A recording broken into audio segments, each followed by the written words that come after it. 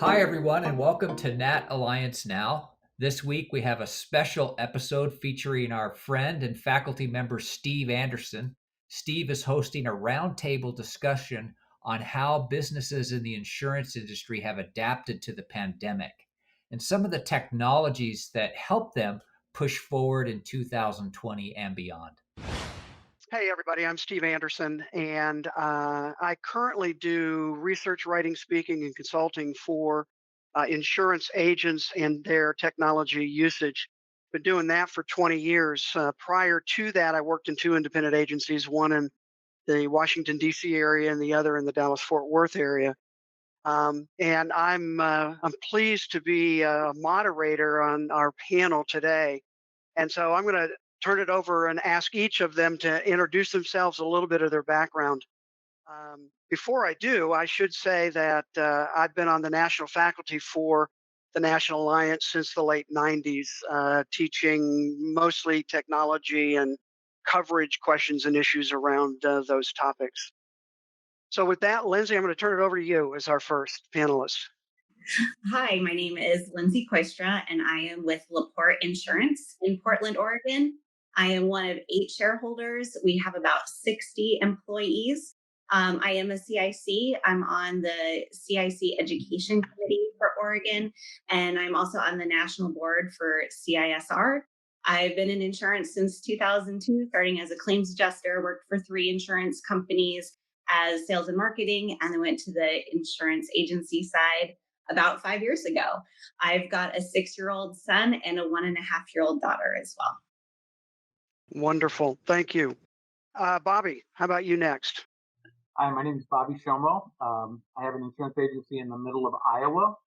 You can make money in a state where there's more cows and corn than there are people. It's a really, really good industry. We have 5 locations. I'm a CIC. I teach in the CIC designation. 3 boys. My oldest works company side. My middle is a tennis pro in Scottsdale, Arizona. And my youngest just graduated from high school. And I would say my oldest has turned me down for 3 jobs so far to come back into my business. Very good. Latoya. Hello, I'm Latoya Maddox with Phoenix Associates Insurance Agency. We're an independent agency in the north suburb of Atlanta, about 25 miles away from Atlanta here in Marietta. We have 15 employees, 1 office location, and my affiliation with the Alliance is I'm on the faculty teaching the Life and Health CIC. Been doing that now for about 5 years. Been in the insurance industry since 1996, and I'm a certified financial planner and also COO of Phoenix Associates. Very good. Welcome. Jason?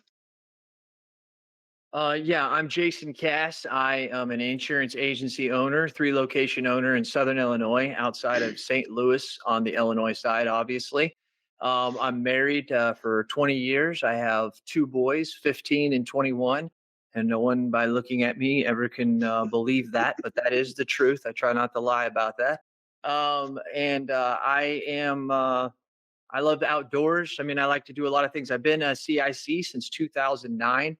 I think it's very, very important to understand things that other people don't. Also, people don't know I am a best-selling author, not a bestseller like Steve, and I also am host of the #1 podcast in the insurance industry. So that's me. Great. Thanks, everybody, for joining us. And we're going to have a conversation around the whole idea of virtual agency, work from home, right? All of the changes that have been going on over the this year in 2020, starting in about March or April. So let's first just kind of check in. What's the state of your agency and what you're doing here now as we're recording this in the beginning of August, from March and April when things started getting crazy. And I'm not necessarily going to pick people, so if you have something to say, jump right in. If not, I will pick you. So yeah, you don't know me. Jason. I will cut you off. So yeah, you will cut me off, and I appreciate that about you, Steve. No, I mean, seriously, it's been a wild world. As you can see behind me, maybe people listening to this can't see it, but behind me, I mean, I have empty desks. All three of my offices are this way. The only people in it is me, my head of my business partner, and a senior account manager. Everybody's working from home. Don't know if we'll bring them back. Starting to question why I pay for this building. I think a lot of people are. And I think there's been a lot of change that I think I've talked about over the last 5 to 10 years. Steve, you've talked about it, about this time coming. And everybody always knows that it takes 5, 10, 15, 20 years for us to adapt to something, but no one ever pictured a pandemic making you have to do 5 to 10 years worth of adapting in a matter of 3 to 4 months. And I think that those agents who have taken it seriously prior to this are doing okay. And I think that those that didn't take it seriously are hurting right now. And I hope during this podcast we can talk about some of those specific things and the tools and the ways that they can do to make themselves better. But it's a real life adventure out there right now. That's a good way to say it. I would have to agree. For one, at our agency, when this happened, we were ready. I have been on this train for about 5 years, just like you mentioned. I've been working on our agency, getting things in the cloud, getting our procedures streamlined, and making sure everyone had the capability to work from home. We already had a few people working from home a day or two a week, so the systems were solid. So when we had to make that switch, I think we did it March the 15th, when we just sent everybody home. You see, I'm in the office right now. We have our one person comes in 2 times a week to deal with the mail. We're still trying to handle that piece of it. Another agency owner comes in with me, and we have our CFO that comes in maybe 2 days a week. And I'm also questioning, do we want to bring them back, and why, if everything is working? Yeah. Lindsay, I see you shaking your head and agreeing there. Why don't you? I was going to say, our agency is very similar to, we already had account managers working remote probably about 2 days a week. And so we were all streamlined for that. I was telling Bobby earlier, I'm from Iowa originally, and used to snowstorms, right? But in Oregon, when we get a snowstorm, it's not much, but because of the roads and the elevation changes, if there's a snowstorm, our agency is very much like, stay home, please, take care of yourself. We don't want you to, get injured on the roads. And so because of those snowstorms, we've kind of been set up a while back to make sure that we could work remote. So yeah, and with all the account managers mostly working from home 2 days a week anyway, it was a pretty easy process to go, okay, let's work remote. We also have our mailroom person in the office, receptionist answering phones if needed. And then a couple of the shareholders have been coming in, a couple of account managers, but with an office of 60, we're pretty well spread out. Bobby, how Steve, about you? oh, sorry. Is there somebody else out here? Yep, let Bobby.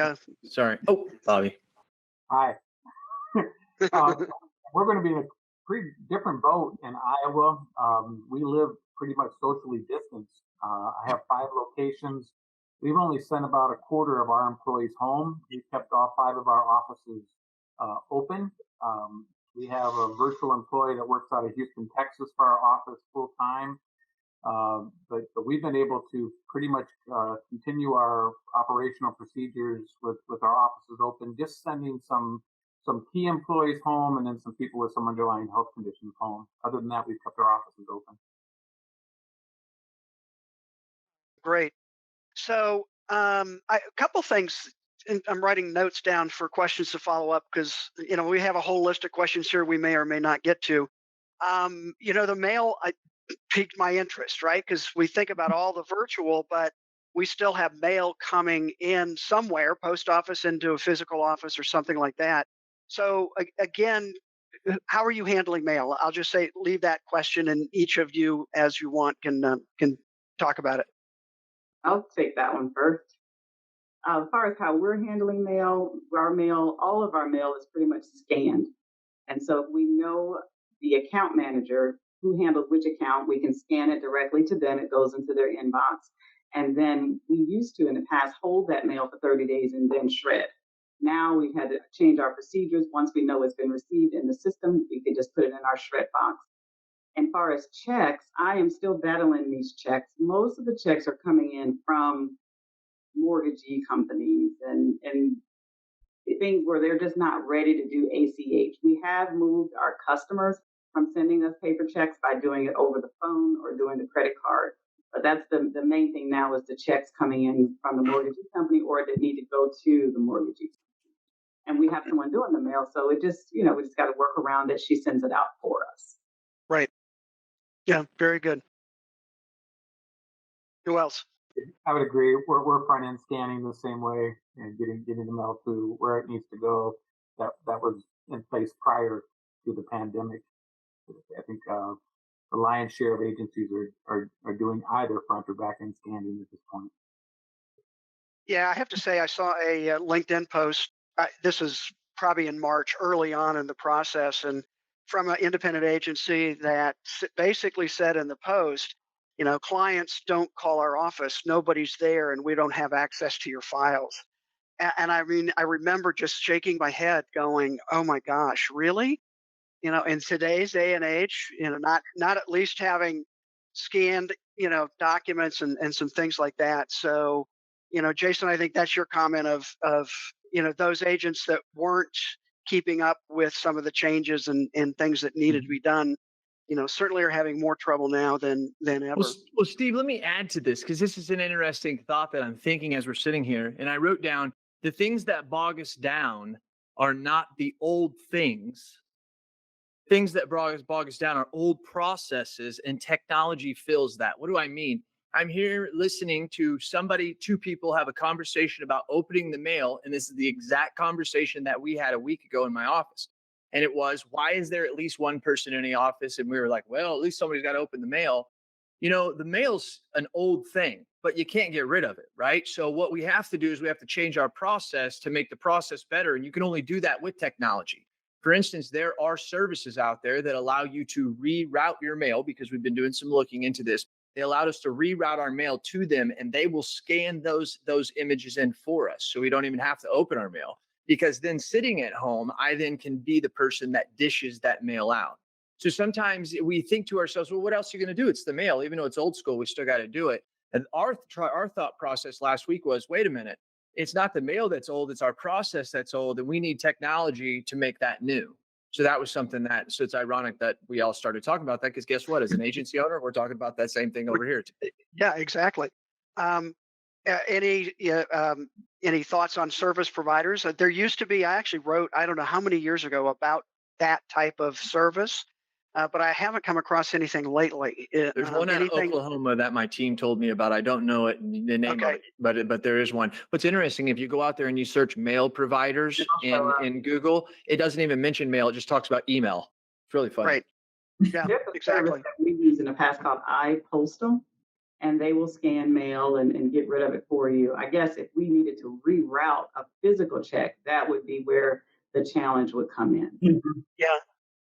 Yeah, and this is maybe where lockbox service or something like that will take that check and deposit it on your behalf. In the past, why would you do that? Because you Right. had an office, right? You didn't need to, but now we need to be, again, Jason. I think you're right. Rethink the process. The other thing is, I do know, and I don't know enough that it will work for a business, but the United States Postal Service does have a service that will alert you that, because when they scan an envelope and they scan that barcode at the bottom, they actually can take a picture of it. What I haven't been able to actually figure out yet is that's available for businesses or just residential. But I know they promote it in my local post office here in Mhm. outside Nashville. So I don't that wouldn't open and scan the document itself, but Right. again, thinking through what are the options that we can utilize again, so that one or two person doesn't have to come into the office if we decide not to. The other one kind of caught my attention, just this whole payment thing in terms of us moving right to not sending paper checks. Businesses in general still rely on physical checks, and in this day and age, that's kind of crazy to me. Um, I mean, when I get paid for consulting assignments or things like that, it's probably 95% physical checks. I just had one this last week ask me for an ACH authorization. I was like, yes. finally. But again, thinking through two sides to that. One is how do we issue checks, and the other is how do you take client payments coming in. Obviously, direct bill can happen with the carrier, but I even don't really like that because now I'm sending my client to the carrier client portal, not to my agency client portal. And then I start questioning, why do I have an agent if I can just do everything directly with the carrier? So, I mean, we're not going to solve all these problems here, but these are the kinds of things that have been brought more to the surface because of our current need. I will tell you, one service I use that allows me to email a check is actually Deluxe Checks. If you remember them, you used to order your box of checks and it came from Deluxe Checks. Well, obviously, they had to adapt to changing technology, and they have a service. I can go online and they literally create a secure PDF that is attached to an email that is printed out, and then the check is just cut off and deposited, Wow. scanned, or deposited exactly like you would have a paper check. Wow. That's And cool. it's 50 cents a check. Right. So it's cheaper than postage. And we'll put a link. I'll get the link. I can't think of it off the top of my head, but we'll put a link in the show notes or somewhere so people can take a look at that. But yeah, I use that for paying all checks. So Now, we use this time as a way to get our customers to adapt to using the ACH. So instead of giving them the option, now we're saying, hey, this is the best way we can take your payment. No one's in the office. We don't tell them somebody's coming in 1 day a week. We just try to get them right. new system. It's kind of hard to make people change. This is a great time to get all that in. Like, I found out we were getting paper faxes here. We have an e-fax for years, but I Mhm. found out that some of my employees were still using the old fax, and they were saying, "Well, I got a fax coming in." I'm thinking, "Why do you have a fax coming in? We have a e-fax we've been using all this time." So that allowed me to say, "Hey, changing it on your emails, letting everyone know that we're doing this new fax number, so our faxes have stopped." Well, Latoya, I think that's also a great example of what you think is happening might not be happening with your employees. They have all their little things they like or don't like and have their own kind of side procedures. And, we've dealt with that for years in our organizations. But, I think delving into some of that and asking those questions is really helpful to encourage that change into, no, we don't need to do it that way anymore. So, So let me give you an example, firsthand example. This blew my mind. Glad we're talking about this. We decided to do something that a lot of agents that I hang around with have done, which is when you call in to change your auto, it's, hey, the way that we like to accept these is we accept them through service at blah blah blah, and when you send it in, you're going to get that. Well, I was one of those people that I've been. I'm only 42. I think old school, like, no, my clients, they got to do that. They see me at the baseball game or basketball game, they want to deal with me, all this baloney that we tell ourselves. I didn't know it was baloney either until April of this year. So what we did is when we have somebody call in, we say to them, there's two ways we'd like to take your information. We can either take it like we always have, we'll write down all the information now, or we have an express system. We like to call it TIA Express, the Insurance Alliance. We call it TIA Express, that if you send this information, we're going to send you a link right now on your phone and to your text. And when you click it, you can open it up and you can enter all the information to make sure it's going to get all the information correctly. And also, it gets done quicker that way. And you're going to be getting an email with your ID card and all the differences within 15 to 20 minutes. If we do it the other way, it's fine, but it may take a little bit longer. We've got anywhere between 25 to 35% of the people right now are taking the service email. I would have never done that until COVID forced me to do that, to say, what could we do differently? Don't mhm, think for a minute that we're not going back. Now we're trying to strategically think, how are we asking the question so we can get more than 35% of the people to take that? And you know what? Most of the people are happy because they're getting their information quicker and they're getting it done right because they're the ones typing it in. It's good right. stuff. Yeah, absolutely. That was in our head, not theirs. You're the story you're telling yourself, right? Yep, exactly. So uh, we've talked, kind of gotten into kind of specific tools. Let's talk a little more broadly about what's been working well. And then I actually want to talk about, and we can intersperse this, what hasn't been, what surprised you with what's not working well. Um, and I think, Bobby, you're, kind of the example here of, staying in the physical office. Uh, has that been working well for you? Yeah, we've had a couple employees have a COVID exposure, and we've had to send some employees home for 14 days quarantine. But by and large, we've done well. And having 5 physical offices within a 60-mile radius, if we had a COVID outbreak in one, we had 4 other offices to handle what we were doing. So we made a little bit in the rest of you as far as our physical plant. But we've done some of the things you're talking about. We quit taking payments. We're doing it over the phone. All of our office doors are locked. If I have that one Gen X person that absolutely has to give me paper money, they actually call our office. We meet them at the door. They actually put their payment under their windshield wiper. Our people go out and grab it, bring it back in, process it, take it back out.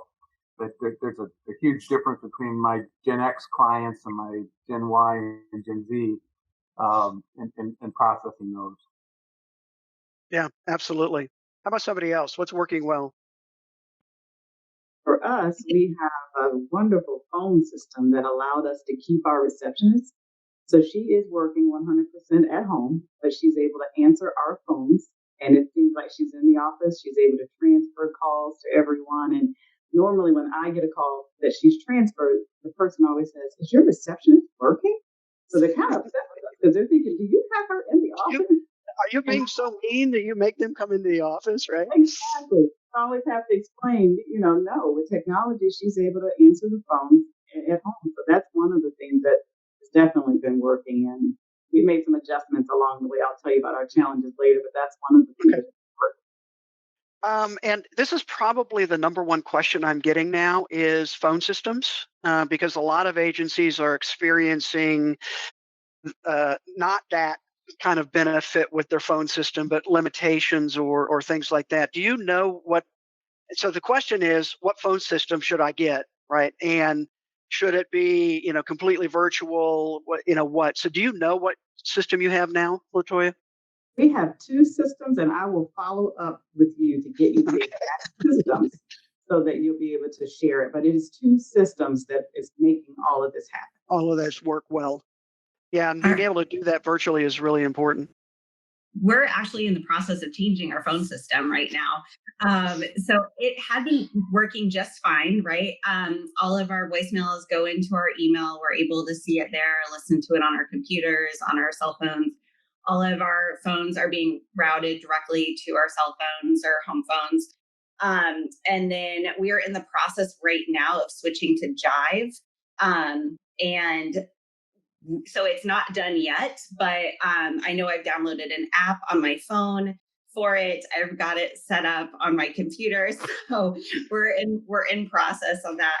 But we also made some changes with IT to get higher speed and that sort of thing throughout this period, because instead of having a couple people remote daily, we are almost all remote daily. And so we made some upgrades there, and our IT person has been doing a great job with all of that for us. And I would also say, like, communication's been excellent throughout this, as well as we have utilized what's called an in and out board. So it's everybody in the agency saying, "Hey, I'm working remote, I'm in the office, I'm out, I'm on vacation, I'm out sick," etc. So that if a client's trying to locate somebody, that they're able to do that, by just looking at the board. Right now, I'm on DMD, so I'm hoping not to get phone calls. But it's a really nice way to kind of understand and know where everybody's at.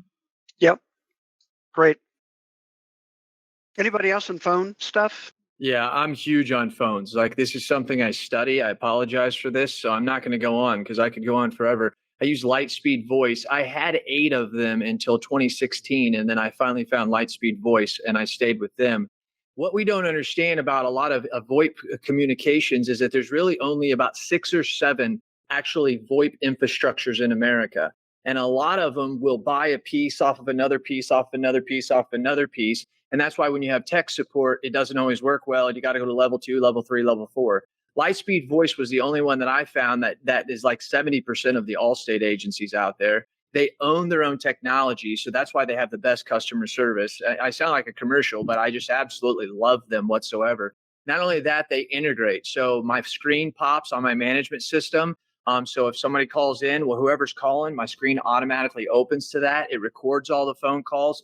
It puts them into my customer's file. So we have a record of those. We're working on integrations right now with our Salesforce to where when the screen pops up, we want the communication to come in, but on the left side of the screen, we want it to be transcribed, the phone call. Then we're going to be able to pull keywords out of those to actually pre-fill into our rater, or actually we're going to use that to click off automations based on cross-selling on some of the stuff that they're saying. I believe that data is vital, and the biggest area where we lose data the most in our agency is on the phone. So I am trying to concentrate my agency to say, how do we capture more of that data for the future? And Lightspeed Voice is one of those companies that believes in independent agents and believe in insurance. So they actually are having that conversation and putting millions of dollars into just not my integrations, but many else others out there. So Lightspeed Voice to me is fabulous. I love them. Great. Do they record the phone conversations too? Correct. Yeah. And they file it into the management system in the client level for you. And that's not something that everybody does, but they create that. Like if you have a management system that doesn't do it, they'll create the integration for you for free. They're fantastic at it. Yeah, and I've talked about recording phone calls in and out of your agency and using that as documentation. And as Jason described, being able to transcribe those calls now is almost free. In terms of putting them into actual text files that then become searchable, and you can do a bunch of stuff with that. I think I'll just say the important point here is be aware with your state what the legal compliance requirements are around recording phone calls. The inbound calls are easy. You hear that all the time whenever you call, right? This call is being recorded for quality assurance and training purposes. That is their compliance statement. What is a little trickier is I believe 11 states that require that same permission, to record outbound calls. And the way it's been explained to me that agents are the handful of agents that I know that are recording both inbound and outbound. It's that training where your service person says, "Hi, this is Steve Anderson from ABC Agency, calling on a recorded line about the endorsement request. I have some additional questions." So that, calling on a recorded line is, again, check, but is evidently permission enough to be in compliance anywhere. But think about the productivity improvement, having that recording, not having to take notes in your management system, which, by the way, I mean, we've done that for years and years and years, right? Think about a hard habit to break is your staff not actually writing down their interpretation of what happened on a call versus the actual transcript of what happened. I will, and this is my last comment for me on this. I will also say this is absolutely something you should train your employees about. Every phone call is recorded. So understand that what you say is being recorded. And that's just a great opportunity for training people. And also it help, and I hate the kind of big brother thought of this, but helping your staff get better at what they do, meaning listening to some of those calls and going over it with them in terms of, hey, you could have asked about an umbrella. You could have done it this way. Here's some other options to think about in the future. So Barge and whisper, that's what we use that for. So new CSRs, we will have them listen into what we're saying. And the CSR can ask me a question and the client and the customer on the phone can't hear. So they can talk to me and I can answer their questions, ironically enough. And usually we'll do it on Teams through there. So then I'll be talking to them and we can use that communication as a way to barge and whisper. Fantastic features. Right. So what's not been working well? What either surprised you or have been problems you've had to figure out solutions for? I would say, Everything's gone peachy. well, nobody likes to admit the dirty laundry, but what hasn't worked, I won't say what hasn't worked. What surprised me was the engagement of the employees or our team. So they're very committed to the agency, very committed to their clients, and they love what they do. But being forced all of a sudden to be 100% at home, they actually missed each other. So we had a disconnect.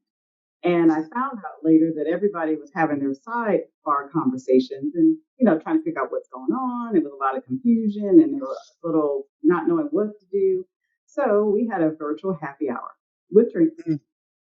And that kind of softened it a little bit. And then we all started getting on Teams more and doing some of the office things that you would do in the office, check in with each other in the morning, asking about how their weekends were, sharing, funny stories, pictures. And when that began to happen, and then having our happy hour every, 2 to 3 weeks, it worked. So that cohesiveness kind of came back. Everybody else felt like they were on an island. I will say for me personally, it was managing my kiddos that were at home with me for a little over 2 months. 6-year-old was in kindergarten, and then my daughter's a year and a half. And when you're a year and a half, you need attention, right? Other than when you're napping. So that was the hardest part for me was just, with my husband, we were both working at home, balancing, taking care of kids, parenting, teaching, working. And so, I will say, like the morning we were tag teaming our daughter, she'd go down for a nap. We'd work as much as we could. And then as soon as the kids went to bed at night, I was working till 10 or 11 at night. And so it was a struggle, but as soon as I got that email from my daughter's daycare saying we're opening the day after Memorial Day, it was like the sun was shining, the weight was lifted off my shoulders. I was like, okay, we can do this. And now I'm in the place of finding out recently that our son's first grade year is going to start out remote through the end of October. And so, figuring out how to manage online learning at home and work will be our challenge. Yeah. Yeah. Luckily, he's a great kiddo and he does such a good job and he loves learning. So, that's the easy part, right? But it's wait, I can't get my Google Chromebook to work or whatever the case is, where I'm in a Zoom call like this. It makes it a little bit different, but that's my new challenge. Yeah, exactly. I felt so bad. I was doing the same thing. My daughter's in the 3rd grade, so I'm on Zoom calls, like snapping my fingers over here, like letting her know she has to hold on a minute. It was a challenge. I mean, I don't know. It's just one of those workarounds. I think a lot of people that when we're doing these Zoom meetings or clients are working with our agents, they're having grace and understanding that the dog may bark in the background. You may see a toddler run through, but managing as best we can. My son would love to come in during my calls and ask, if I was on a Zoom call, who are you talking to? And then they'd have a dinosaur conversation. Or if I was on my cell phone talking to a client, he'd come in and want to know who I was talking to, and then they'd have a quick conversation. So it was always pretty cute too. But yeah, my daughter was under my desk at one point and working, and I'm like, stay down.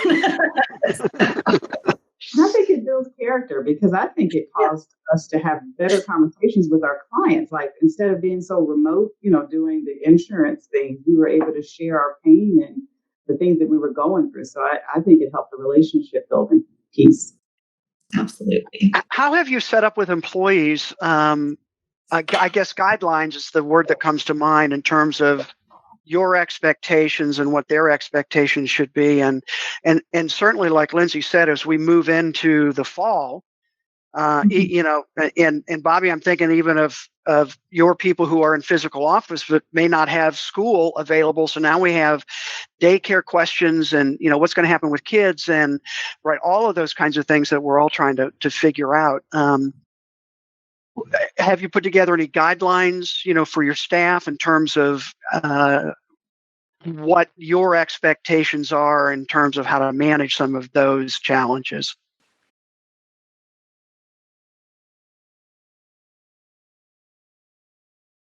Didn't you say Bobby? Just want to make sure.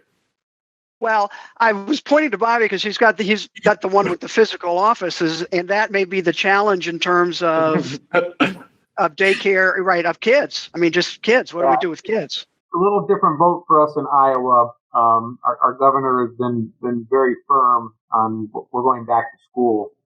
So physical plants, they have to be at least 50% physical in each of our communities. We haven't had to address a process on childcare.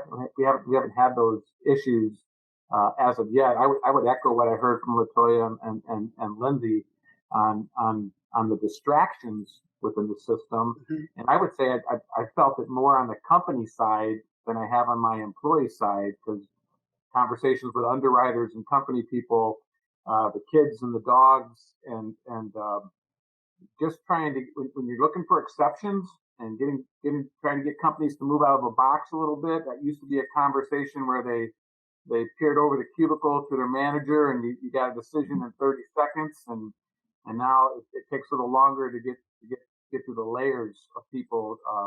It just slowed in some degrees the decision making process. Mm-hmm. Any other comments? Yeah, go ahead. Sorry. Go on, Lindsay. I already said. Go ahead. I was just going to say, we sent out a survey to all of our employees about, hey, if we open up the office again, how would you feel about that? Would you be willing to come back? Would you wear a mask in the office? What's your childcare situation look like for the summer, for the fall, all of those things. So, I think almost everybody's responded to our survey. We're still I haven't heard the results of that, but we're really just trying to be understanding of everybody's situations. You might have kids that are not physically in school. You might also have a spouse that has an ailment that, you don't want to expose that person. So we're just really trying to be, understanding of everybody's personal situation and do what's best for our family agency. I think if you ask my wife, Steve, Andrea would tell you that she did not expect to be a freshman teacher. That's what she did not expect to be. That's what I'm hearing from everybody else too, because she didn't. And I feel for my wife, and I can't help her because my wife's smarter than me. So, Steve, I'm dumb. Yeah. But see, he agreed. So anyways, but no, the thing that I want to say here, this is something that from doing a lot of talking with agents out there, something we don't think about, and we need to, especially as agency owners. Sometimes the best gift that our employees have during the day is the 8 hours they get to come to work. Sometimes that's the place that they're trying to get away from. And now we have taken them and put them into that spot. Maybe it's those things you said, Lindsay. Maybe it's also an abusive spouse, right? Maybe there's other types of things that they're trying to get away from that. And we have to think about that because we don't. We're just like, well, we just control, we're just a part of their business life. But now we've made their business life and their personal life together. And so that is something we have to look at, because I think that's going to hurt people in mental health and what the expectations that they get. Because literally, if you could have somebody who could say, I had an agent tell me this, my senior account manager told me, if you're going to make me come back to work, I'm going to find a different job. Or if I'm not allowed to come back to work, I'm going to find a different job. 2 account managers saying the exact same thing, except opposite ways. And that matters to them, right? So that's very, very difficult for us. As business owners, we're always trying to service those who are stuck in the past and all those who are too forward in the future. It's the same with our employees. Where are they sitting at in their personal life? So I think that has a major, major thing. And I also think that something that has really developed in our agencies that I hope that we're understanding is one of the biggest tools that came about. Steve, when you were on my last podcast, we talked about this. In 2015, I don't think many people saw Slack or saw Teams as being what it is. Folks, if you haven't realized it, it is our digital ecosystem, and it is probably the most valuable thing we have in our office right now. Billy Williams, who invests in millions of dollars in agencies across America, will tell you it's his number one factor he uses now to determine the true cost and the true multiplier of something. Yes, it's EBITDA. Yes, it's the 2 times or 3 times based on how much a niche, but open up your teams, open up your Slack. Let me read the conversations that are going on there. How well connected are you? You can say, yeah, we're a high-tech office because we don't have file cabinets, but let me see. Because really the DNA of your agency is really inside that digital ecosystem of Slack and Teams.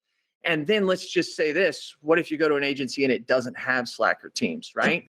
That's going to be a problem with the agency. And that's one of the biggest things we can do to help our customers working from home is to give them a digital agency, because the digital ecosystem allows them to have text, chat, video, and everything to make that real instance right there. So I think that that's huge, something that somebody didn't see. Digital ecosystem's huge for these times. Now I have our team on Teams. We were using Slack, but then once I knew we were going to be more remote, I switched it to Teams. And my teams are great because I had a meeting once and my agenda at the top was a picture and it said herding cats. And that's what it was like for me as I was getting to get all these programs. And so anyway, when this happened and we started getting all the programs the right way, I got several emails from my employees saying, thank you. You have been beating us over the head for years in a good way. And everything now is working, but we use Teams and we love it. I mean, love it. You're right. If you don't have that system, trying to adopt it and getting them all to do it now may be a challenge, but you can still do it. Just get started now, sooner than later. This is the new. I see head shaking. So who else is using Teams or something else?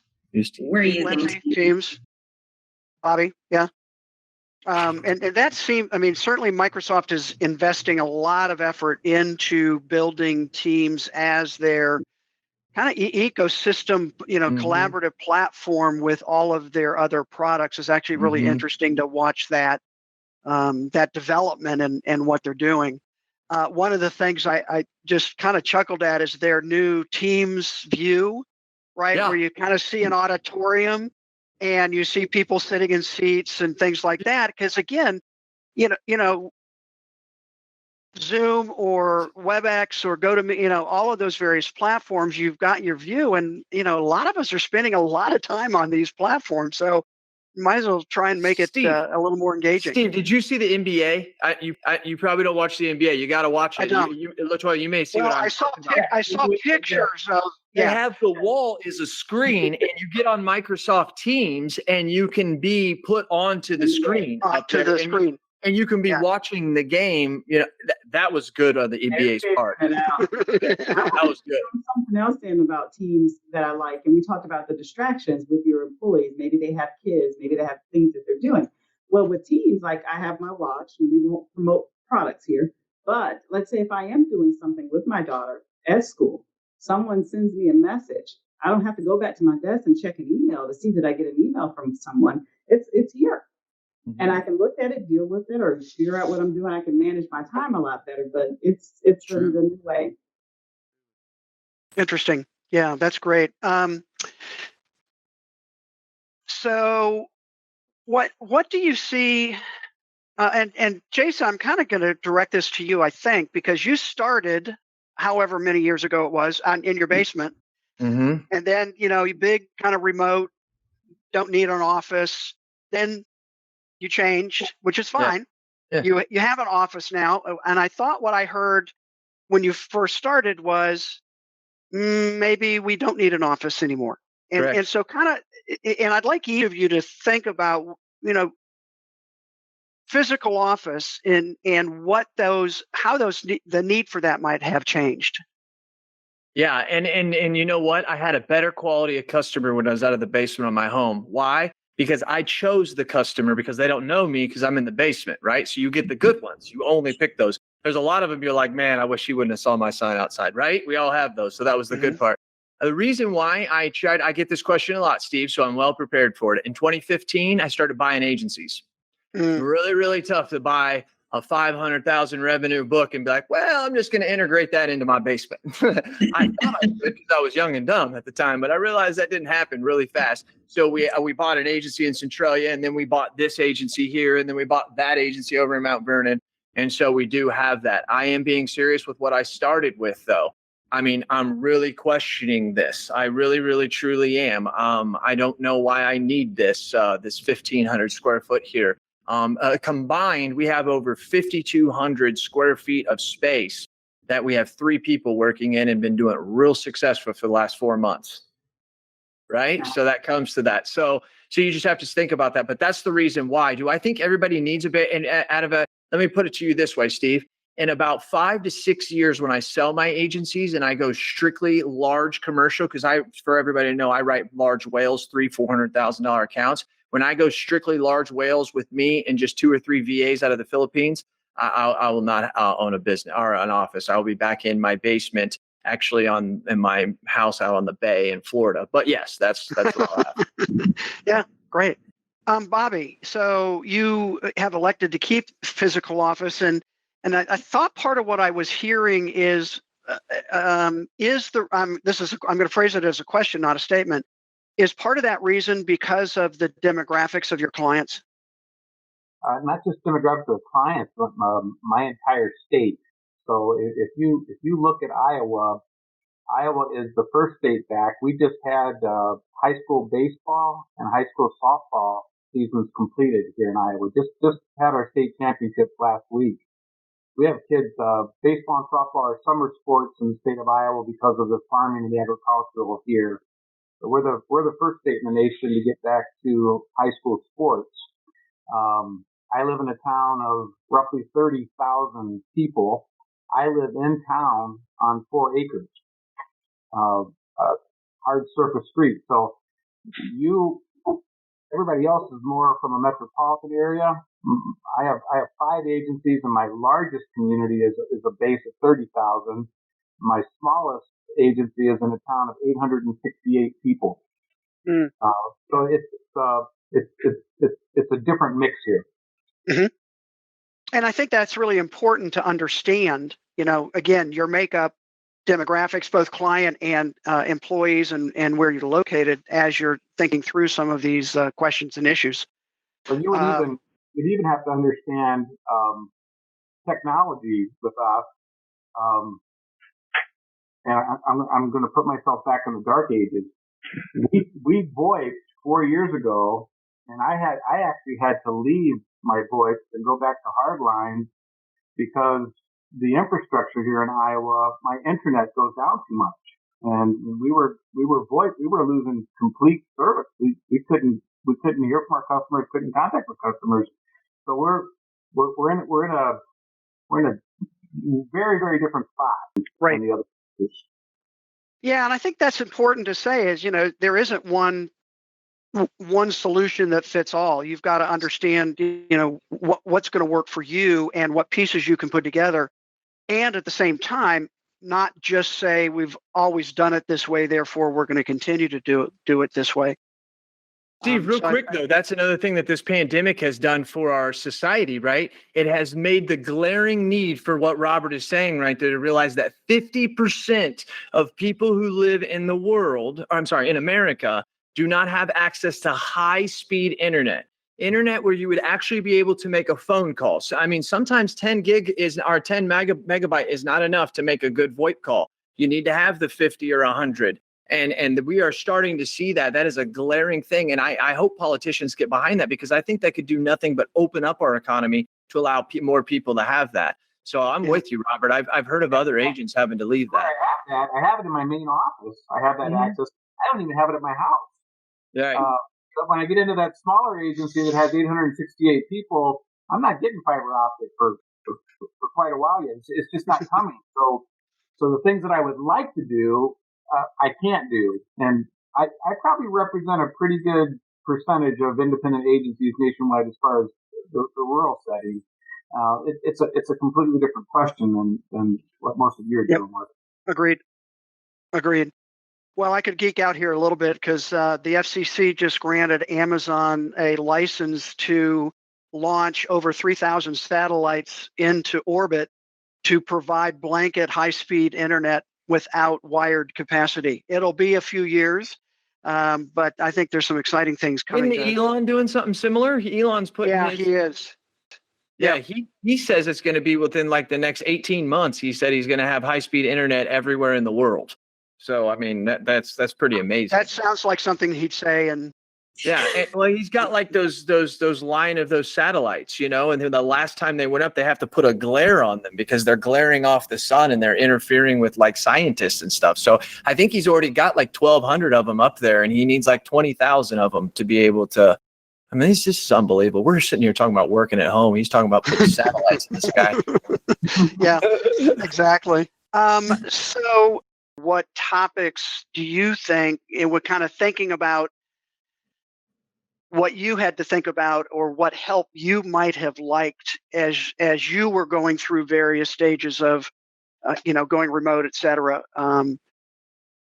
What I would like, you like to talk I about? like,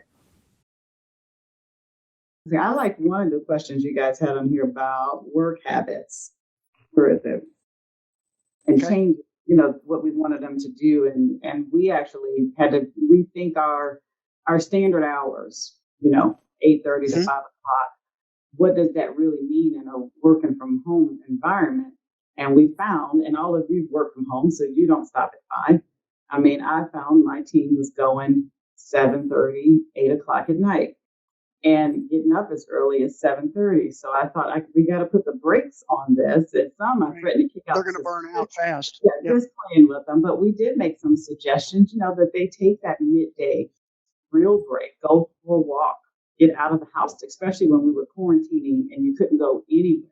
So, and getting some exercise in during the day. So we were making them work some breaks in, because other than that, we had some workaholics. And like you said, they'll burn out if they kept going like that. And I've read several articles, and especially one from the Harvard Business Review. And that's really what's happening to a lot of people Mhm. that's working from home. They're just working. Well, they're working because there's nothing else to do in some Yeah. cases, right? So at least that's familiar. I find that's myself kind of in that, game or mindset, in terms of well, I could sit and read or do something, but I'm used to being a little more active than that, and engaged. But yeah, I think that's absolutely right, Latoya.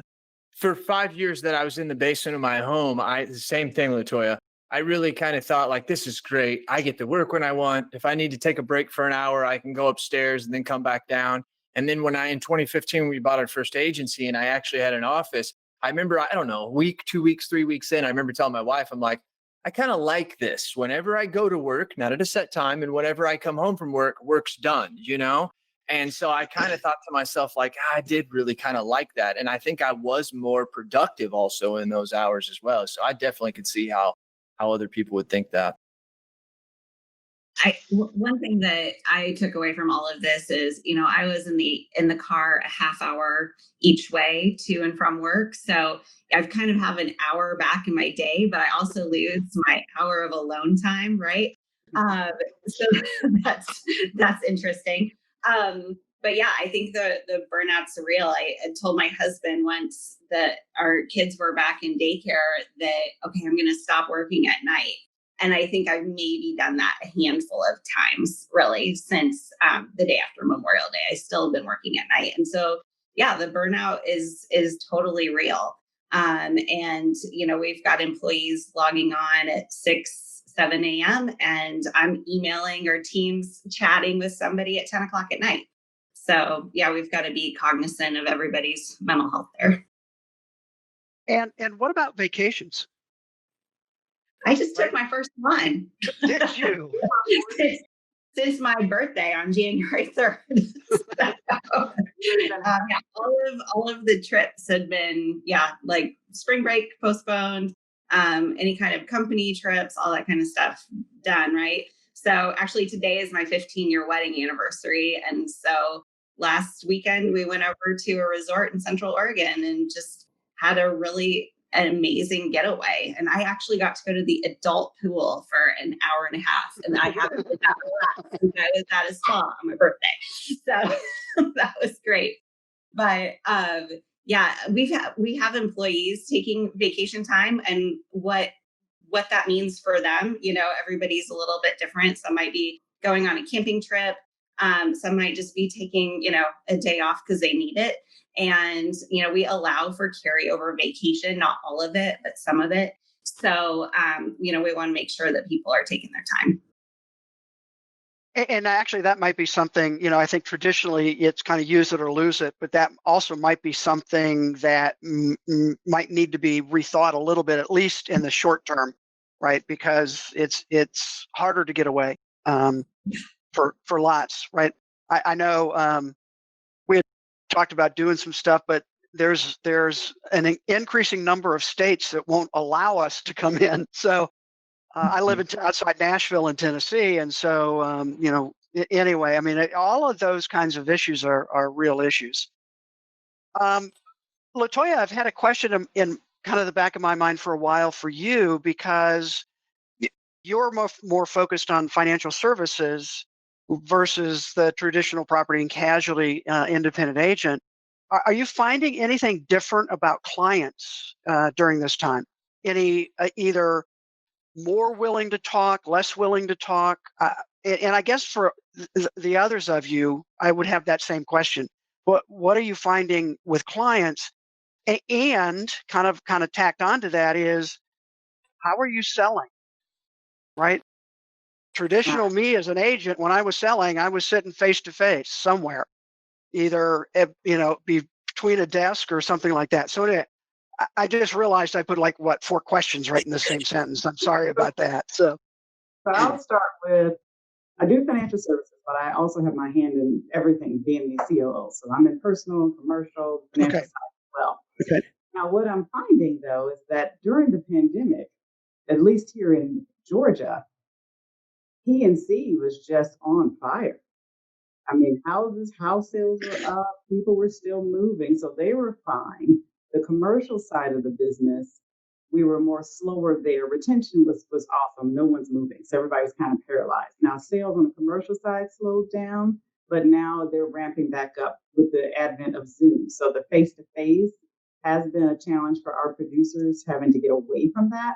But I've been harping Zoom. I've had our clients, our account managers set up on Zoom about 7 or 8 years ago. So now everyone's asking me for their password and login. So now they're doing the Zoom meeting. So we've kind of adjusted on the commercial side. And then clients, I think our clients have been happy to talk. I mean, we've done a lot of relationship building, the existing clients, obviously. So we've been, adding things on, making sure that they're protected, and then just cementing that relationship, answering questions. Now, I wish I had my commercial agent here because right when everything hit, the main commercial question is this covered? So Right. they had to have canned emails, canned verbiage, things going on our website. So that was a challenge, trying to give the bad news, so to speak, with the spin, and then the obvious, what's my insurance for conversation. So that was a challenge for them. Mm-hmm. I hope I hit all 4 of your questions. I think you did. I'm impressed. So thank you. Anybody else? Yeah, I'll jump on a little bit. At the beginning, there were a lot of those conversations with clients around business income. And just like everybody on the panel here and those listening, we're in insurance to help people. And that was a really tough part because we couldn't say, yes, you've got coverage. We can't say that. So it was a lot of, counseling, talking about how the coverage worked. And then, encouraging folks, we can file a claim for you. Absolutely. But, at the same time, don't get your hopes up. Right. But just really a lot of the conversations from the beginning until yesterday with clients, and underwriters and claims adjusters and so forth. We've had a 15-minute therapy session at, the beginning of everyone, like checking in with each other. How are you doing? And I think that's so important to, have that connection and build that relationship right now with all of our partners. And then, in terms of, selling right now, whether that's new business or renewals, for myself, I've been asking clients, do you want to meet in person? I'm happy to do that. Would you rather do it over Zoom? I'm happy to do that as well. I had a large renewal that I told the client at the beginning of it that I have the free version of Zoom. So if our call ends in 40 minutes, I'll send you a new invite and we'll start it back up again. And he was like, oh, me too, me too. I'm not going to pay for this. So, and that happened, that I had to send a new invite and we started the call again. But that's okay, and it's a good laugh and we'll always remember that. I think that's that grace that everyone is extending, to one another right now. It is a lot of grace. And you were talking about like the kids jumping in. Yeah. People are so much more accepting of that as they would have been 2, 3, 4 years ago when someone jumped in and be like, because that's not very professional. You know what I mean? But now it has changed dramatically. You're right. I will say, oh, sorry. Oh, go ahead. I was just going to mention, I will say I was on a Zoom call and we had an icebreaker because it was a new carrier we brought on. And they asked, what have you learned during COVID? And I just said, I learned that I was right not to get a degree in early childhood development. And insurance is the right place for me. So, yeah. And I was just going to say, it's changed the competitive landscape forever. Where our model, we've made our money on staying in rural areas and avoiding competition of large metropolitan areas. Now, since COVID and the advent of Zoom, et cetera, it's extending the reach of those bigger agencies even into our rural communities. So I've got a different competitive landscape today than I had 6 months ago. Mm. Oh, okay. Never really thought of it that way. Yeah, that makes sense, Rob. That makes total sense. We're not a big personal lines agency, so we see fluctuations in it. We usually go after our business clients. We're very heavily commercial lines. Depending on how big of the accounts we're working on during what month, it depends on how much we actually cross-sell our personal lines. That's just the truth of the matter.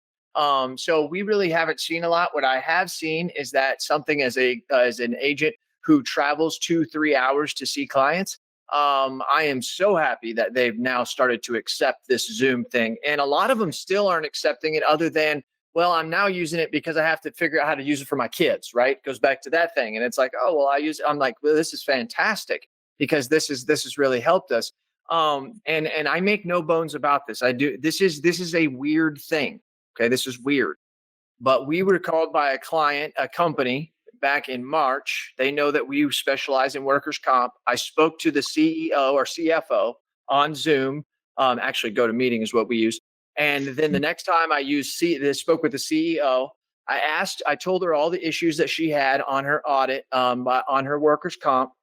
I asked for the BOR because the other agent had shown that he wasn't doing what was needed. She says, I'll give it to you, but I'd like to give you the whole thing, but I need you to come to my board meeting and talk to my board.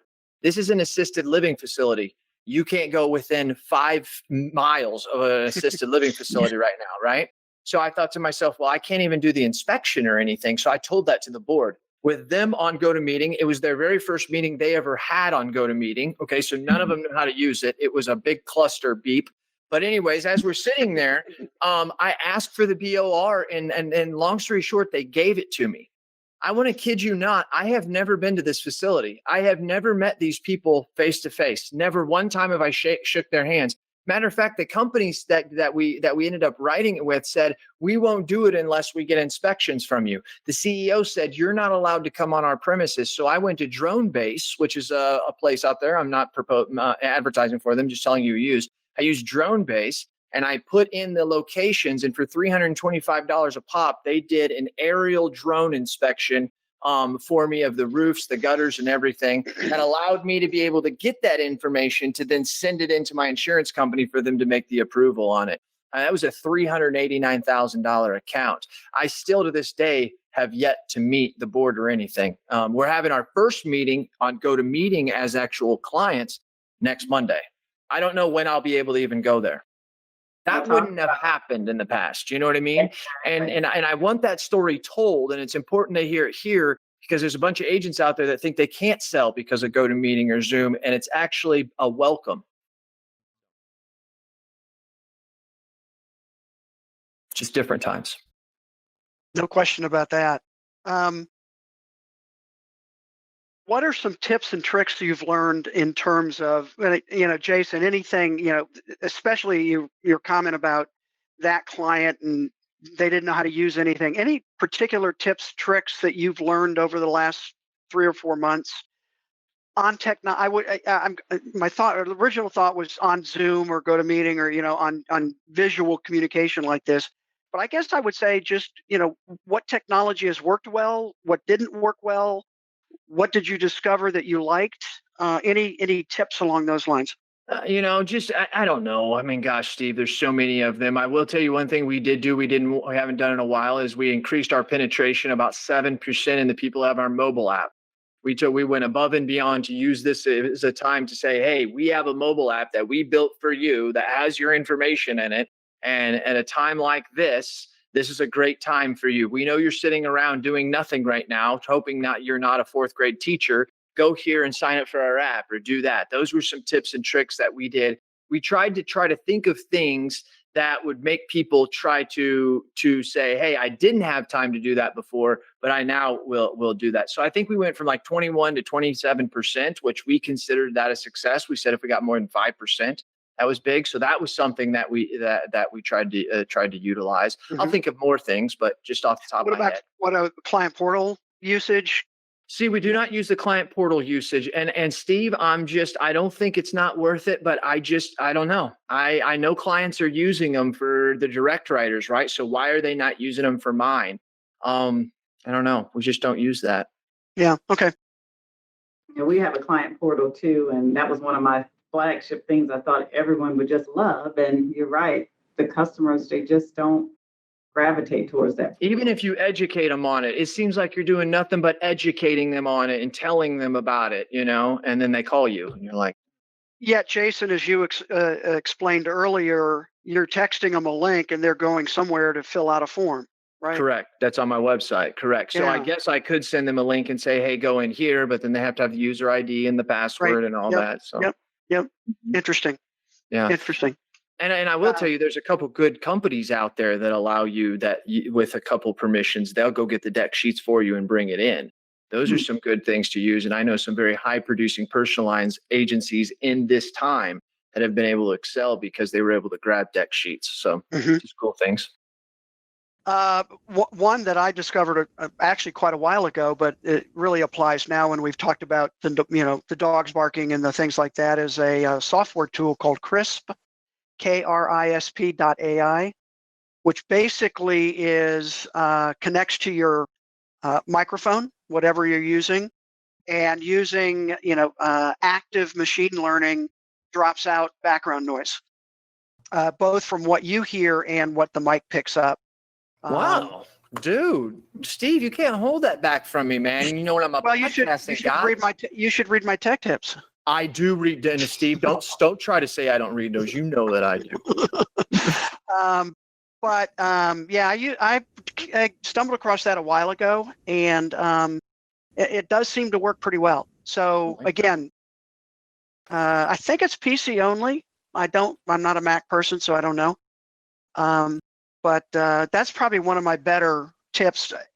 When we talk about picking up those, home noises, either kids or pets or things like that. How is your, we've kind of touched on this a couple times, but how has your workflow changed?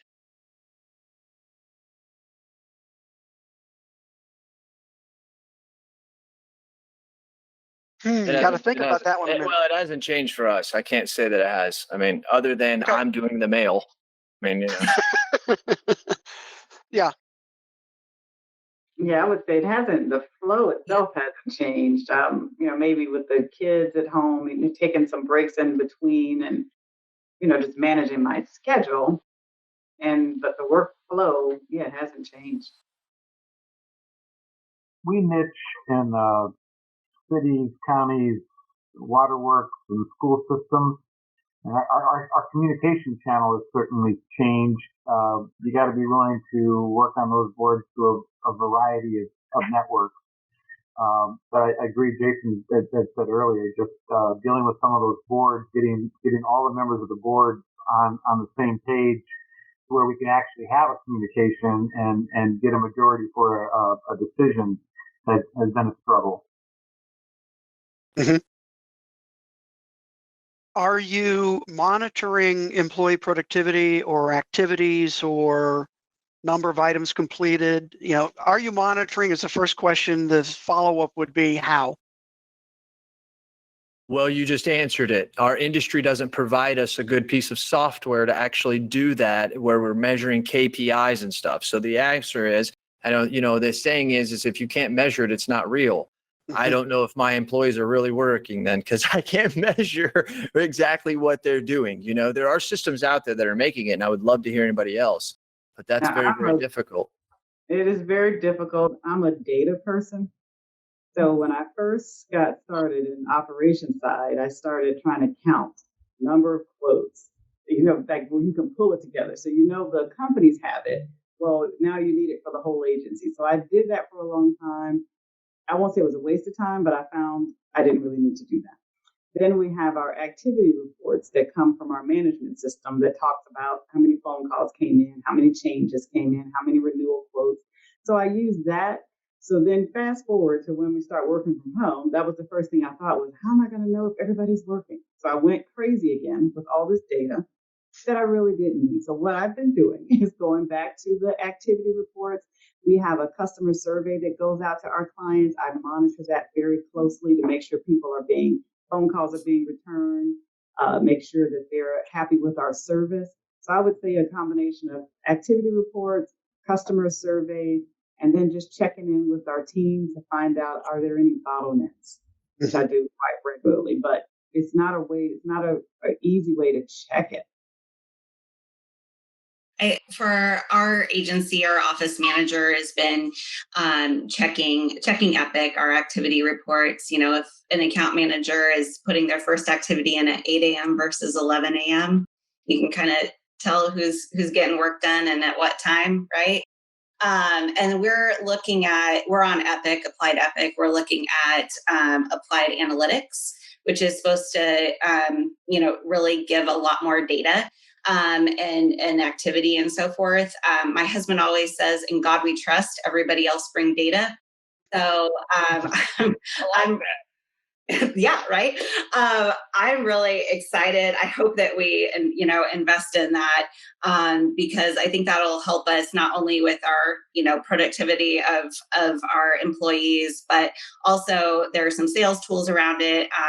Understanding producers' retention and so forth, as well as understanding the complexities with the carriers and profitability retention, outside of what reports they send us. So I'm hoping we make that investment. And I would agree. Activities, both quantity, quality, timestamps. But boy, it is just so labor intensive to get the data from that.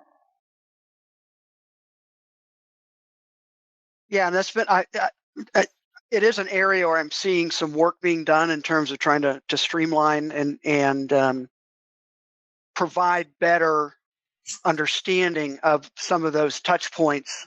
I think the other thing, and I guess maybe this is a question for you to react to, is do you really need to? Meaning, if you hire the right people, do you manage the exception that might be a problem versus trying to create rules for everybody else? Just react to that. I can react to it. I love Simon Sinek. And Simon Sinek says, in a true boss and a true great culture, you shouldn't have to have core values or KPIs or anything of that. And I'm telling you, I love him to death, but he's full of crap when it comes to that. And I think it can be done. I think it can be done in certain types of industries. But when it's coming to our type of industry, we have to be able to measure that. And I'm not a conspiracy theorist. I absolutely drives me crazy, especially the world we live in right now. But what I am understanding is why isn't there, right? When we start talking about data, Latoya, when you said you're a data person, you caught me immediately because I am a data person. And I think that we have some understanding. We don't understand, I don't think, the power of that data. And maybe that's the reason why we don't have tools for it, because it allows us to have a level playing field with the carriers and our vendors. What do I mean by that? Why is it that I can go to company A, we won't use companies, and I can get a quote from them if I'm an online consumer by asking 10 questions. But I can go over here if I'm an independent insurance agent with that same company, I have to ask 70 questions to provide the same quote. The reason is the companies know that you won't go get that information, or the online consumer won't go get that information needed for the quote. So they pay for that data. They know you and I will get our staff to go get that information so they don't have to pay for the data, right? And now what I'm talking about is it comes back to how much are we utilizing the data and who's utilizing it. It's been the days where the insurance companies can walk in our door and they can say, here, Robert, this is what you're writing. This is the type of credit scores. These are the type of people. And what we don't understand is something happens. There's usually the rep that will be in our office and will say to usually us, the agency owner, hey, if you write this much more business with us, we'll give you 3% of a bonus over and above for that. And the territory rep leaves, and I come out as the agency owner and say, hey, so-and-so is going to give us 3% more. Let's write that. And when I go back in my office, you know what my staff says? My staff says, does he have any idea how tough it is to work with that carrier? I have a theory that the carriers that are the toughest to work with are those who are putting the most data work on us. And I think as a way to compensate us is by paying us more money. And Robert's been in this business long enough. He's known about this for a long time. And I think that that's where data comes. So why am I saying this to you? When we can measure our productivity of how good we are and how good our employees are working, we're going to start to not only be able to measure how good they are, but how good are the companies that we work with. And now the power starts to get shifted back into our hands to where we can say, wait a minute, it can take us. I will give you an example. Seth Zaremba, and this is for everybody, but Seth Zaremba, I asked him 2 weeks ago, I said, when are you going to bring your employees back in? And he said, Jason, I may never. And I said, why? Because he has a program that he's creating. We won't go into that. But what I want to tell you is he said, Jason, we know right now that for us to do a case, which is essentially an endorsement, we were able to do 11 per hour inside of our office. Since they've been at home, we're doing 18.5 cases, endorsements per hour.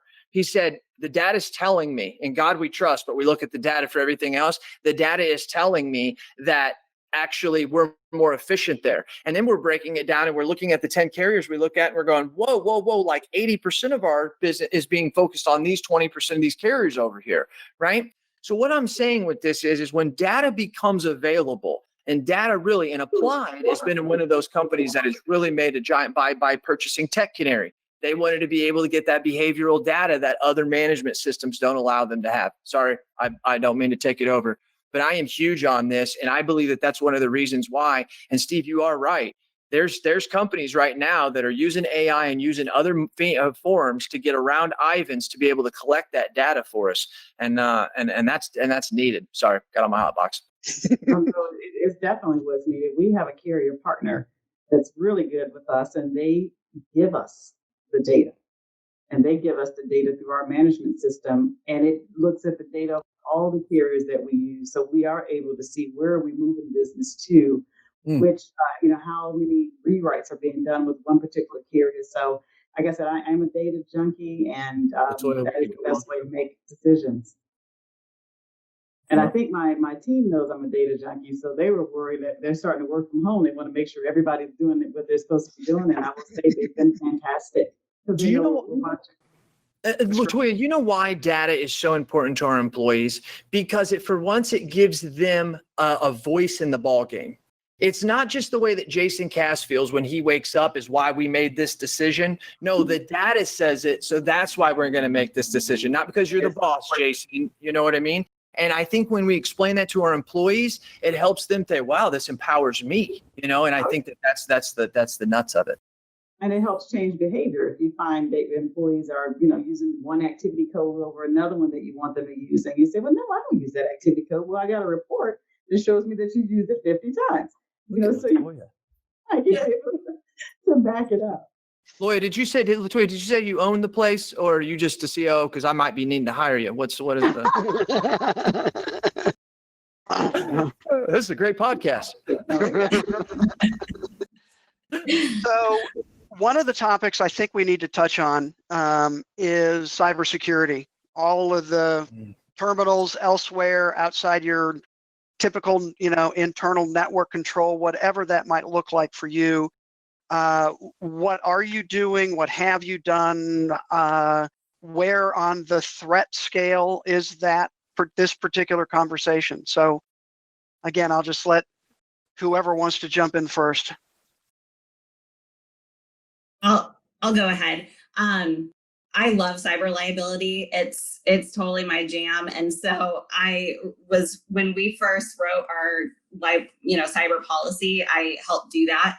I think our IT in-house person, as well as the company that we contract with for IT security, does a great job. We have multiple authentication factors that have to happen in order to be able to access our data. So, part of the issue, right, is having a good insurance policy in place, and part of it is making sure you have good cybersecurity. So, throughout this and even before, because of our remote work, I feel like we've done a lot of the right things to protect ourselves the best we can. We also do have an agreement that we have every employee sign. If they are working remote, they have to agree to certain things, and part of that is around cybersecurity. And as well as if you have your email on your phone, you have to agree that we can wipe your phone if your phone gets stolen. So we really try to protect the data and client information and private information the best we can. Best I can say about that, and Steve, doesn't it kind of matter, in my opinion, if you have an in-house server versus cloud? Okay, so where everything's cloud for us. So I don't really have that big fear because, I guess they're going to have to take it up with Vertafore or whatever, right? Because I have QQ Solutions. We do have a simple rule in our office that nothing is allowed to be saved on the computer. And I know sometimes it is, but what I do is I encourage them every day to delete their recycling or their download folder, because they may download something just temporarily to move it over to something else and upload it there. But that's about as big as we get. I have Norton. I'm just I'm going to tell you this. There's things in the world I got to worry about. That's probably my biggest threat. But I'm just doing all I can. You know what I mean? So that's just the way that I feel about it. If I had an in-house server, I'd be a little bit more, probably have to do some more due diligence, but that's where I'm at. Mm-hmm. Yeah, ours is in the cloud. Everything's cloud-based as well, so we don't have to worry about it as much. We're cloud too. Yeah, we're cloud-based also, and then we outsource third-party all of our IT stuff. Yeah. Mm-hmm. Okay. Steve, I will tell you something that's interesting. Do you know that I have asked over 50 agents this, the average agent will spend per month $100 to $150 a month on IT services for every terminal that they have in their office. Let me explain it to you. An agency that has 10 terminals on average is spending $1,500 to $2,000 a month on IT services. This is a true story. I don't know what they're spending IT services on, to be honest with you. I think we had to get a new printer in. I hired the guy to come in, $150. He just did his thing and left. But this is something, Steve, you should start asking people about. It's something somebody posted in a Facebook group and said, hey, how much do you pay for IT services? And a couple of them jumped on and were like, nothing. And then people are like, oh, $100 a terminal, $80. I'm like, what are these people paying these IT services for? A lot of them. SEO. People paying thousands of dollars for SEO. Is like, you don't need that like you used to. Right. Especially IT though. You need an IT specialist. Do not get me wrong. I think once you get over 30, 40 people, you get into that. But the fact that people spend as much as what they do, I think what happened, Steve, is we used to have to spend a lot of money when it came to the server. And then when we went on the cloud, the IT companies just keep charging the same amount of money. And I don't think we really realize that. Ask some people around. You'd be surprised how much people spend on that.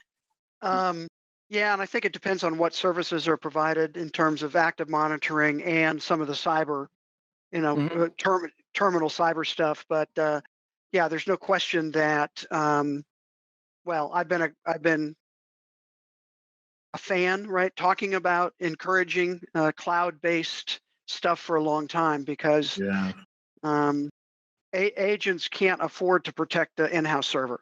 Just bottom line. I am on the board of directors for the Big I of New York as an at-large member. I was asked to be part of that board because of one of their strategic goals around technology. And they're in New York, at least, they're anticipating agents' revenue may be down 10 to 20% over the next year to 18 months. So certainly financially, both from clients going bankrupt and out of business, not reopening, audits coming back with sales and payrolls much different than what we anticipated going in 2020. How is that affecting your organization, and how are you, managing that reality of planning over the next few years? I would comment on that. Through April we were about on our plan. We were up about 7.6% through April.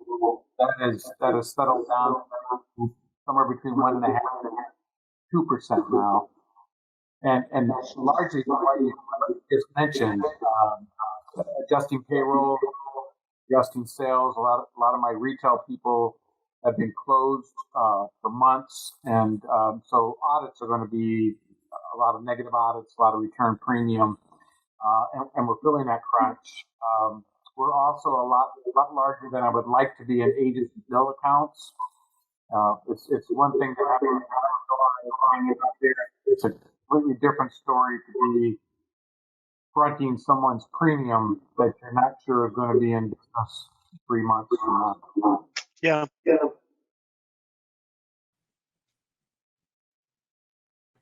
Who else? I'm just like, I think I'm a lot like you, Robert. Also, as I said, I'm a commercial lines. What's crazy is, and I've put a lot of thought to this, PPP loans are fantastic, but they don't help me when my loss is going to be coming in the next 12 to 18 months. Right now, once again, we're insurance people. The government doesn't care about us. We have enough money, they think. But the fact is sometimes that's something you don't think about. Like that was a big factor to us. We qualified for it, but like our loss wasn't now, our loss is later, right? But I had to spend the money now or it becomes a loan, right? These were things that we had to think about out there. We are worried. I will tell you, I'm not as worried as I was, Robert. You write commercial, it sounds like, and anybody else that does. I'm just saying that he's the one that pointed it out. I noticed that like I was kind of freaking out. Like they were calling in saying, "Hey, I haven't had any work. We got to drop it." But it seemed like as soon as those PPP loans started coming through the system, about 3, 4, 5 weeks later, not all, but I had a lot of people that call back and say, "Hey, go ahead and move my payrolls back up, my sales. I'm going to be okay." But I still curious how if I'm going to lose 25 or 30%. I mean, because if their sales are down, that's money to me as well.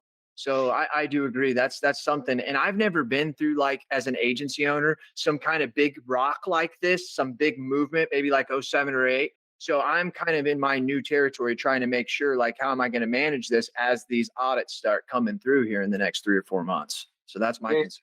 Don't you think the make up your book is going to have a huge effect on that? If you have a lot of contractors are going great guns right now. Their numbers are going to be up. If you're heavy on the restaurant side, or hotels, you're getting hammered way. And I agree. We've got that 6, 12, 18-month lag in our industry where we're not feeling what the rest of the economy is feeling now. It's coming, but it's not here yet.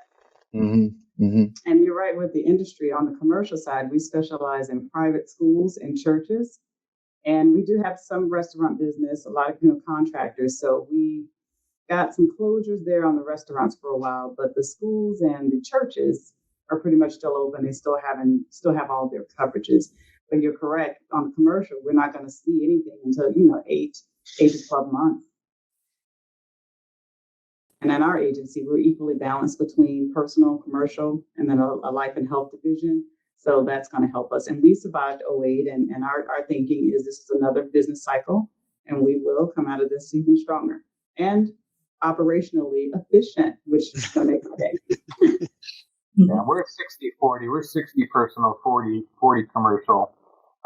And really the same way. There's a little bit of lag on the personal lines, direct bill. My frustration was the marketing effort insurance companies took to start giving back premium. That was stupid. Um, you look at the loss data, we might not be as many people driving right now, but the people that are driving crazy. Oh my gosh. In Atlanta, the traffic here is horrendous. It was some mornings that I would drive into the office, and I have to say this. I don't know if anybody ever seen that movie 28 Days Later. It was like a zombie apocalypse movie. So like nobody's on the street. People were driving like 120 miles an hour. And we had some horrendous wrecks, very bad. And I thought any premium that they've given up or given back, they're going to recoup in claims. Yep, they lost It it. was a nightmare for us, and all the carriers start changing their tune. We had some carriers said, "Oh no, we're not offering it," and then a couple of days of the news, "Oh yeah, we're going to offer it." So we're redoing our emails, and it was a nightmare. Yeah, that wasn't a business decision. That was all marketing. That was marketing, PR. Darn right it was. And peer pressure. Yeah. Yeah, now Geico came out with the 15%, and we're going to give you 15% more and for the whole term. It's like everybody just keeps coming out with the more and more and more. I mean, the consumers see this. They're like, what are these guys doing? I'm trying to remember who the first two companies that came out and announced were, but I contacted every one of my contracts the morning I read that, and I said, you guys got to have a response. I said, it's coming. It's been horrible. I Yeah, will definitely. say that for once, the companies did think about us and the fact that they didn't take away from our commission. Correct. They could have milked us for 15%, but they didn't. I thought that was a nice gesture they made. I beat up on companies a lot, so I need to say the nice one I can. So. But we also don't know the lag of how many of those where they've allowed them to extend their payments for 30, 60, 90 days. How many of those are going to cancel? And we're actually going to lose commission yet too. That's still in the lag, still to be seen. See, wisdom. Yep, it helps having been around. Yeah, yeah. So it'll certainly the next 24 months I think will be interesting and will bear close scrutiny in terms of what you do and how you do it, and honestly at the same time taking care of employees so they can take care of your clients, etc. So let's wrap up. Kind of last thoughts around this whole topic. What do you have? I like the comment that you said, take care of your employees so they can take care of your customers. And we have been implementing a few things. I did mention a happy hour. We have sent some appreciation baskets unannounced. So that went over very well for them to open their doors and have something from the agency, letting them know that we're supporting them as they get through this tough time. I love that idea. I think, the surprise, whatever, cookies or whatever it is, right? Yeah, wine, even better. But yeah, I mean, and we talk about employees a lot in terms of, paying them and benefits and those kinds of things. But I hear over and over again that recognition, of a job well done, goes a long, long way. So I think that's a great idea, LaToya. Well, if we're going to close up, the thing that I'll say, so I'll just be quiet and get off this thing. I appreciate you guys listening to me. I want you to know that, Steve, I do appreciate you. Steve knows more than anything. He's one of my favorite and most looked up to people in this industry. That's why he knows I read his tech tips. I always email him telling him things. But anyways, I want us to think, this is the way that I think about these things, right? As I try to put it in a positive light. I think we all try to. And when things get uneasy, that means we're growing. Mm-hmm. I don't know about you, but I'm excited. I don't want to say I'm excited for the pandemic. That's not what I'm saying. As far as the framework of inside our industry and the forward momentum and change that it is bringing, I'm excited. It is uncomfortable. There's things I've said that have made you uncomfortable, things you've said that have made me uncomfortable. And I keep thinking to myself, I'm growing, Jason. Right. And when we talk about things that make us all uncomfortable, the industry's growing, Jason. Right. And so that to me is a positive thing. I say it a lot and I'll say it all the time. I never thought that I would have the life that I do, that this industry has allowed me to have. And so I try to do everything I can every day to try and make it better so that other young people can find out the opportunities that I've had. And I believe that in times like this, where we're struggling or we don't know the answers, right? And I'm learning from Robert, or maybe Robert's learning from me, that tells me that we're getting better. And so I know it's a struggle, but I think we're going to come out on the other side a lot better. And I'm willing to put up with it if that's what we have to do so that more people can see and have what I have. Great. Thanks for Thanks, having me Jason. on. Yeah. Between InsurTech and venture capital, the curve is just, it's going to go so much faster now. This is just going to speed the pace of getting all that at InsurTech and venture capital to a profitability number a lot faster. It's just going to speed the pace of what's moving. Listening for me today, being in a rural setting compared to you guys, just reminds me it's not a one size fits all. Dealing with this, we're all going to deal with it a little bit differently based on our own demographics and geographics. But I sure enjoyed listening to you guys. Thank you. I think that some of my takeaways from this call is, we're all trying to do what's right by our employees. We're all trying to do what's right by our clients, our customers. And if we always, elevate that and try to make sure that we're taking care of the people in our lives, then we're going to come out the right end of this. I agree. And it was great just hearing everybody's perspective. Like Robert said, we come from different parts of the country, different agency sizes and focus, and we are going to come out the better. Well, I want to thank each of you for spending some time talking and sharing, what you've learned and the problems that you've solved and how you're handling things. I think it's been a great conversation, and really appreciate your willingness to be able to share. All right, thank you. Thanks for having us.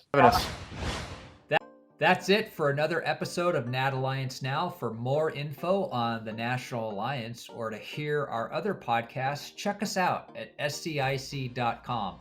And as always, thanks for listening, and we hope you will join us next time.